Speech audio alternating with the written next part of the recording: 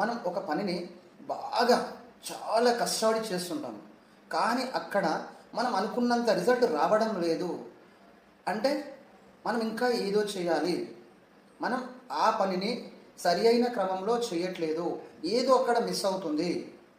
కానీ మనం ఏం చేస్తుంటాం, ఆ పనిని అక్కడే వదిలేసి అక్కడే ఆపేసి ఇంకా కొత్త పనిని ప్రారంభిస్తాం, కొత్త లక్ష్యాన్ని మనం ఏర్పరచుకుంటాము.